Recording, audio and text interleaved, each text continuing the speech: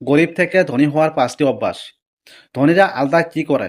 আপনি কি কখনো ভেবেছেন কেন কিছু মানুষ দিন দিন ধনী হয়ে যাচ্ছে আর কিছু মানুষ সারা জীবন পরিশ্রম করেও গরিব থেকে যাচ্ছে? আপনি কি মাস শেষে নিজের কাছে প্রশ্ন করেন, এত টাকা আয় করলাম কিন্তু কিছুই জমলো না কেন? সত্যটা হলো, গরিব আর ধনী মানুষের পার্থক্য শুধু টাকা নয়, পার্থক্য তাদের চিন্তা আর অভ্যাসে। ভারতের অনেক সফলতা মানুষ আছে যারা এক সময় খুব সাধারণ জীবন থেকে শুরু করেছিলেন, কিন্তু তারা একটাই জিনিস বদলেছিল, তাদের দৈনন্দিন অভ্যাস। ভাবুন, এক ছোট শহরের একজন ছেলে, পরিবারের টাকার অভাব, ভবিষ্যৎ অনিশ্চিত, কিন্তু সে সিদ্ধান্ত নেয় সে তার জীবন বদলাবে। সে কোনো শর্টকাট নেয়নি, কোনো লটারি জিতেনি, সে শুধু শিখেছিল 5টি শক্তিশালী অভ্যাস। আজকের এই ভিডিওতে আমি আপনাকে সেই 5টি অভ্যাস বলবো যা আপনাকে গরিব থেকে ধনী হওয়ার পথে নিয়ে যেতে পারে। তাই ভিডিওটা শেষ পর্যন্ত দেখুন, কারণ আপনার জীবনের পরিবর্তন আজ থেকে শুরু হতে পারে। 1 নম্বর হচ্ছে, আগে সেভিংস করুন। ধনীরা কেন আগে সেভিংস নিয়ম মেনে চলে সেটা বুঝতে হলে ভারতের বড় বড় সফল মানুষের দিকে তাকালেই পরিষ্কার হয়। রতন টাটা সব স্বল্পমেয়াদী খরচের বদলে দীর্ঘমেয়াদী বিনিয়োগ বিশ্বাস করতেন। তিনি শুরুতে নিজের আয়ের একটি অংশ সেভ করে ভবিষ্যতের জন্য কাজে লাগাতেন। একভাবে মুকেশ আম্বানি ছোটবেলা থেকেই তার বাবা ধীরু আম্বানির কাছ থেকে শিখিয়েছিল, প্রথমে টাকা জমাও, তারপর সেটা কাজে লাগাও। এই অভ্যাসে তাদের ব্যবসা ধীরে ধীরে বিশাল সাম্রাজ্যর পরিণত করেছে। আবার নারায়ণ মূর্তি নিজের সীমিত সেভিংস দিয়েই যে ইনফোসিস শুরু করেছিলেন, যা আজ একটি বিশ্বমানের কোম্পানি। এদের সবার মধ্যে একটা সাধারণ অভ্যাস ছিল, তারা কখনো খরচের পর সেভ করতো না, বরং আগে সেভ করে তারপর খরচ করতেন। সাধারণ মানুষ যেখানে খরচ করে ফেলে, ধনীরা সেখানে ভবিষ্যতের কথা ভেবে টাকা আলাদা করে রাখে। এই ছোট অভ্যাসে ধীরে ধীরে বড় সম্পদের রূপ নেয় এবং একজন সাধারণ মানুষকে ধনী হওয়ার পথে এগিয়ে নিয়ে। 2 নম্বর হচ্ছে শিকার অভ্যাস। ধনীরা কেন সবসময় শিকার উপর জোর দেয় সেটা বুঝতে হলে সফল মানুষের জীবনের দিকে তাকাতে হবে। রতন টাটা নিয়মিত নতুন আইডিয়া, প্রযুক্তি এবং ব্যবসার কৌশল শেখার মাধ্যমে নিজেকে আপডেট রাখতেন। তিনি বিশ্বাস করতেন যে শেখা বন্ধ করে তার উন্নতি বন্ধ হয়ে যায়। একভাবে মুকেশ আম্বানি সবসময় নতুন প্রযুক্তি ও ট্রেন্ড শিখে তার ব্যবসায় প্রয়োগ করেছেন, যার ফলে রিলায়েন্স আজ বিশ্বের অন্যতম বড় কোম্পানি। যে নারায়ণ মূর্তিও শুরু থেকেই শেখার অভ্যাস বজায় রেখেছিলেন এবং নতুন স্কিলের মাধ্যমে ইনফোসিসকে গ্লোবাল লেভেলে নিয়ে গিয়েছেন। ধনীরা সময় পেলেই বই পড়ে, নতুন স্কিল শিখে এবং নিজেদের উন্নতি করে, কিন্তু সাধারণ মানুষ বেশিরভাগ সময় বিনোদনে নষ্ট করে ফেলে। এখানে তৈরি হয় আসল পার্থক্য, কারণ আজকের যুগে আপনার ইনকাম নির্ভর করে আপনার স্কিলের উপর। আপনি যত বেশি শিখবেন তত বেশি সুযোগ পাবেন। সত্য, জীবনে এগোতে চান, প্রতিদিন অন্তত 30 মিনিট শেখার অভ্যাস গড়ে তুলুন। মনে রাখবেন, শেখা হলো এমন একটি বিনিয়োগ যা আপনাকে সারা জীবন লাভ দেবে। 3 নম্বর হলো রিস্ক নেওয়া। ধনীরা কেন রিস্ক নেয় তা বুঝতে হলে তাদের চিন্তা ভাবনা বোঝা জরুরি। রতন টাটা একবার বলেছিলেন, আমি ঠিক সিদ্ধান্ত নিই না, আমি সিদ্ধান্ত নিয়ে সেটাকে ঠিক করে তুলি।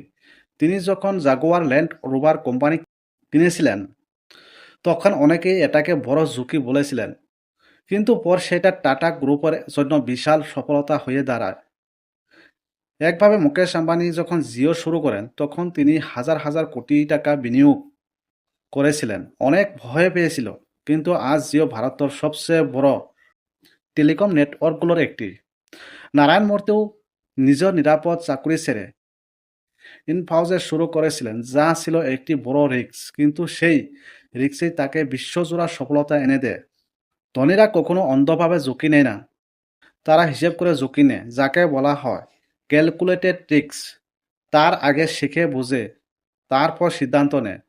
অন্যদিকে সাধারণ মানুষ, তাই তারা এক জায়গায় আটকে থাকে। মনে রাখবেন, ঝুঁকি ছাড়া উন্নতি সম্ভব নয়। আপনি যদি জীবনে বড় কিছু করতে চান, তাহলে ছোট ছোট হিসেব করে ঝুঁকি নেওয়া শুরু করুন। এই অভ্যাসে ধীরে ধীরে আপনাকে সফলতার দিকে এগিয়ে। 4 নম্বর হচ্ছে ইনকাম, একাধিক ইনকাম। ধনীরা কেন একাধিক ইনকামের উপর জোর দেয় সেটা বুঝতে হলে সফল মানুষ জীবন দেখলেই বোঝা যায়।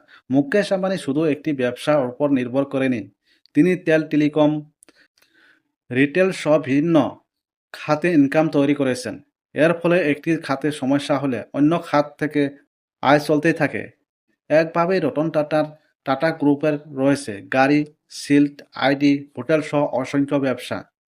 এই বৈচিত্র্যই তাদের শক্তিশালী করেছে।